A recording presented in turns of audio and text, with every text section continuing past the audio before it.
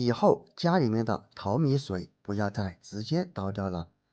把它和牙膏搭配在一起，作用真厉害，解决了家家户户的大烦恼，省钱又实用。快来看一看我是怎样做的吧。大家好，这里是鹏鹏生活妙招。饭我们每天都要做，做饭之前我们都要淘米。我相信这一句都是废话，但是有很多人每次淘完米过后，都会直接把淘米水给倒掉。如果那样就太浪费了。其实淘米水它呈酸性，因为在清洗米的过程当中，表皮的营养也已经被洗下来。让淘米水它不仅可以用来浇灌花花草草，或者家里面种的葱、大蒜等等，并且淘米水也具有一定的清洁作用，可以分离油垢、去除铁锈等等。所以以后的淘米水，我们尽量用一个碗或者盆子给它接住，无论是拿来浇花、淋菜，甚至是清洁油脂污垢，都是非常不错的选择。而今天我们倒出来的淘米水不是干用，我们需要把它和家里面的另一种用品搭配在一起。没错，就是牙膏。我们挤上一段牙膏，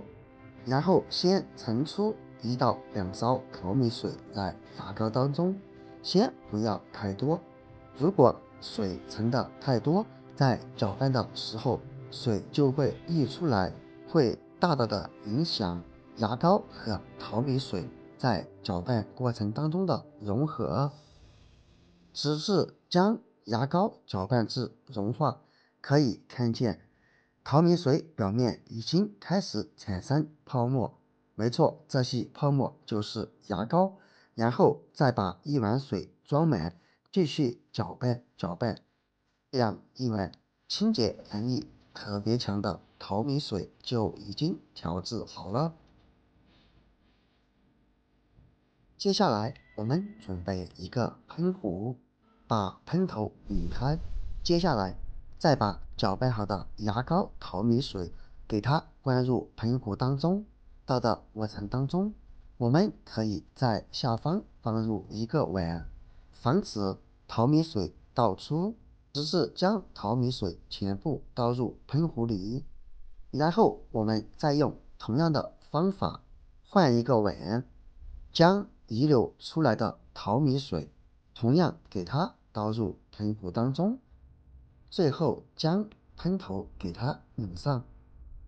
那么在生活当中，它到底有哪些妙用呢？快来看一看吧。第一，可以清理烟机。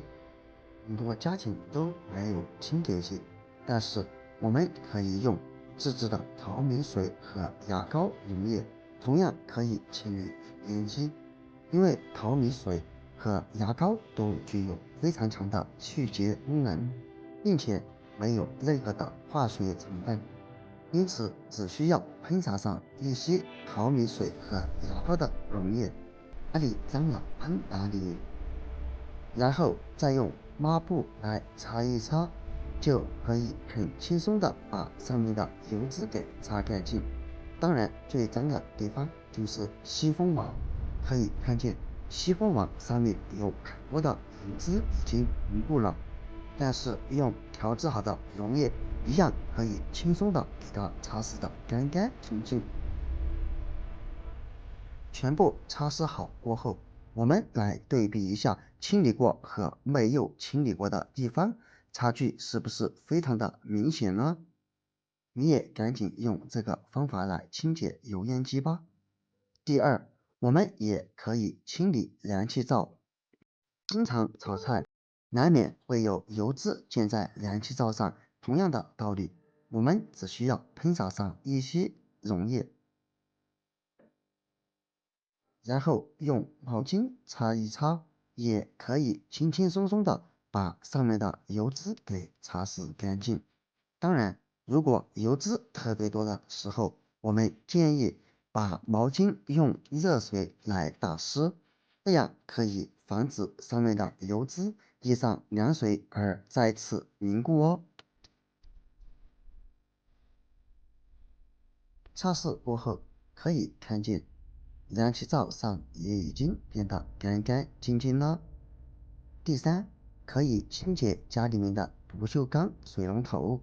可以看见管子上面有许许多多的水渍，我们可以再次喷洒上一些溶液，而水管子清理起来就特别的快捷。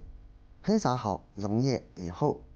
只需要用抹布或者纸巾轻轻的过上一圈，